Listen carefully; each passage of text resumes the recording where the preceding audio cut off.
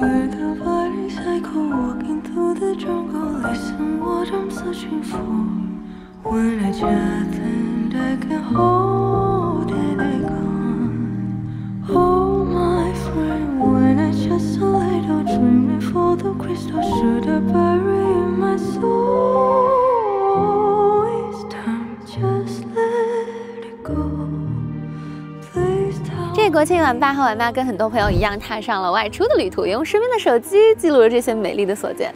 不过不同的是，我们其实是有任务在身的。我带上了 vivo 最新的 X200 Pro 和 X200 标准版，为了对比还带上了曾经的灭霸 X100 Ultra。短短的几天，我们拍摄了高达几百个 G 的手机影像素材。不过离谱的是，这些影像几乎都是 X200 Pro 的独角戏。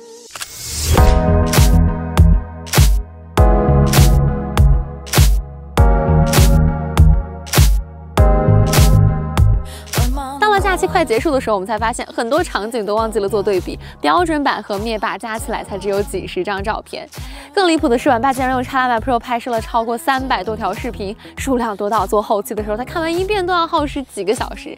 这是我们评测手机影像以来从未发生过的事情。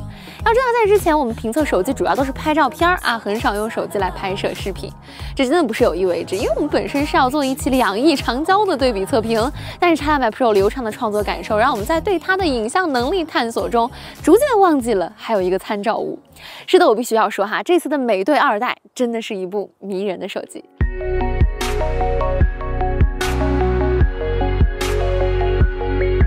其实，在正式发布之前，这款蓝厂的新旗舰是背负了重大压力的。尽管它在影像硬件上并没有实现对超大杯的反杀，但作为第一款配置了2亿像素长焦镜头的大杯手机，已经足以让人兴奋。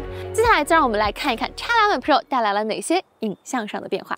Does anyone know if there's a place to go when nothing feels like home? 首先我要提的是人像录像，就是之前的电影人像，vivo 给它换了一个更容易让人看懂的名字。我知道一些帅哥甚至都不屑于使用这个功能哈，抱歉，我没有你们那么能打的颜值，所以女孩子们是需要的。我甚至会把它当做 vivo 的核心竞争力。而且我必须告诉你一个事实 ，vivo 作为目前硕果仅存的使用独立影像芯片的手机厂商，蓝图影像芯片 V3+最核心的功用就是支持人像录像。你花钱买了 vivo 的旗舰手机，却不使用人像录像，我只能说真的是可惜啊！人像录像最核心的作用就是让视频像人像照片一样，实时的美颜磨皮加瘦脸。这项工作绝不像它看上去那么美好啊，它的功耗甚至超过了游戏。也正因为如此，在过去只有附带了蓝图影像芯片的手机，蓝厂才会给到人像录像这个功能。而且随着芯片的不断迭代，美颜的选项也越来越复杂，接近照片的水准。但是 X200 标准版是一个意外哈，它没有附带蓝图芯片，但依然给到了人像录像，并且效果一点都不差。我猜测这是天玑9400的强大算力提升带来的意外惊喜。也就是说 ，vivo 手机现在不用附带影像芯片，也可以拍摄人像录像啦。而附带了 V3+ 的 X200 Pro 则在 vivo 史上第一次给用户带来了瘦脸功能的美颜录像。我认为这是有战略级意义的一项进步，因为瘦脸几乎是对算力要求最高的美颜动作之一，不仅仅是要动态追踪人物、合理分析，并且对周边事物也要进行算法补偿，对抠图细节更是有极高的要求。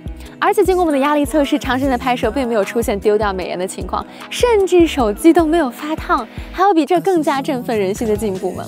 更可贵的是，人像录像支持用2亿像素的3.7倍长焦镜头录制，也就是说，我们可以在人像最黄金的85毫米焦段来拍摄视频，这可以带来冲击力极强的前景深效果。就算你说哈，我是钢铁直男，我从来不拍女孩子，人像录像模式与生俱来的景深和抠图优势，哪怕用来拍花草、拍风景、拍动物、拍昆虫，都可以带来电影级的效果。在我看来，这颗2亿像素的长焦带来的人像录像模式才是手机上真正的电影镜头，没有之一。你可能会问，灭霸未来可以做到吗？抱歉，这一项灭霸就算升级了固件，可能也不行，因为芯片落后了，这就是代差。那为什么 X200 Pro 这次冒着被刺灭霸的风险，也要毅然决然的上2亿像素长焦呢？因为影响美颜的最大敌人之一，其实就是清晰度。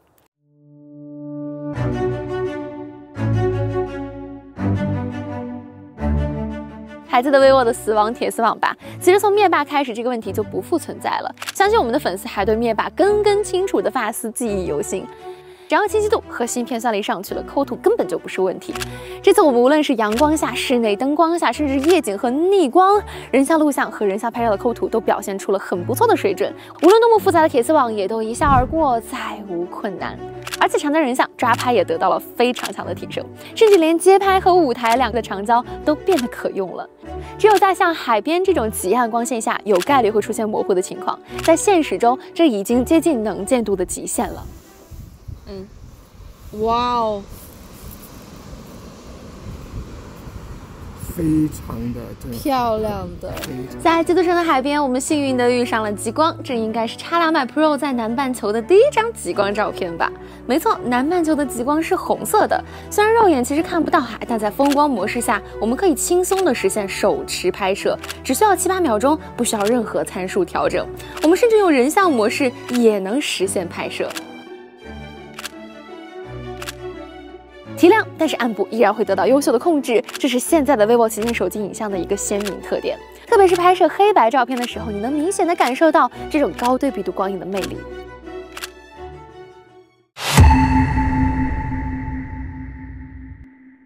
不过，也许是为了更好的抠图，vivo这一代的人像调教疑似出现了过度锐化的问题。特别是人像的头发丝那真是一根儿一根儿又一根儿，乍一看很惊艳，仔细看这不太对啊，怎么皮肤也锐化了？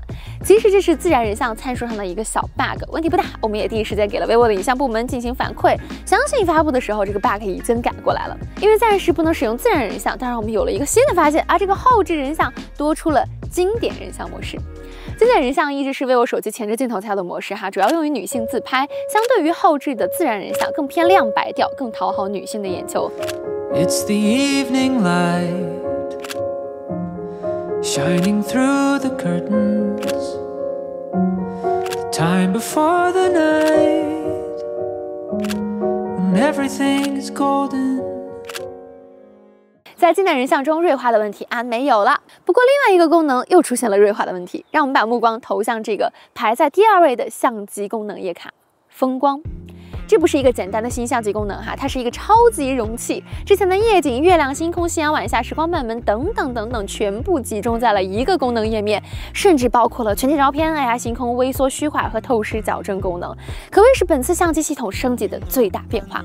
vivo还不是简单的做了整合，它给风光再加码，加入了氛围和柔和两个全新调教的影像风格，再配上之前好评度较高的黑金、赛博朋克和倾城，一起构成了全新的风光色调体系。必须要说默认的氛围影调相当出片，使用场景也相当之广。我们可以用它和灭霸的同样长焦镜头拍摄对比画面，你会发现小小的质感、动物的毛发、蓝天白云的立体感，以及街道车辆的细节都有一定程度的提升，出片率大幅上升了，甚至比之前的质感影调更加有适应性。在风光的加持下，新的蓝图索尼888主摄在与灭霸的1英寸主摄的对比中丝毫不落下风。更多时候，你反而会觉得新主摄的光影更有层次感，这也归功于主摄的工艺和规格的提升。但风光模式的照片如果放大你也能看出锐化的痕迹。看来这次升级中，人像锐化还不是一个个案以前在评论区，我经常看到有人说锐化不能忍仿佛锐化了就是作弊。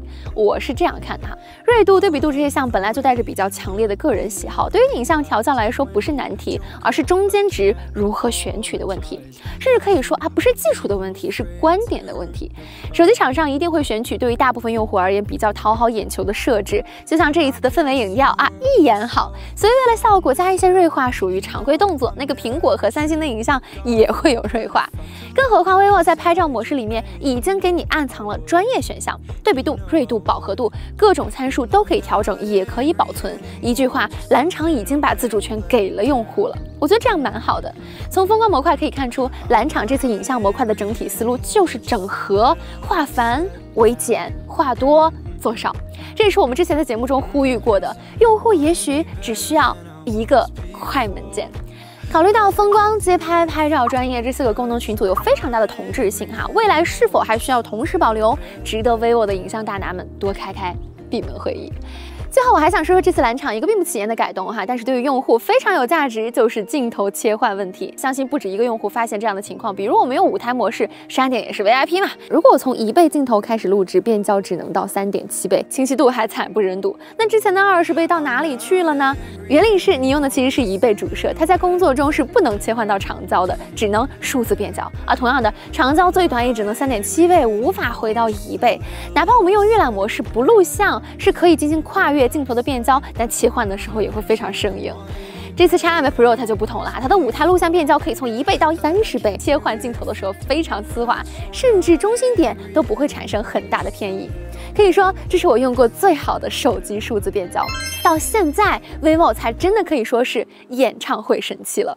这样的要求，算不算？算不算？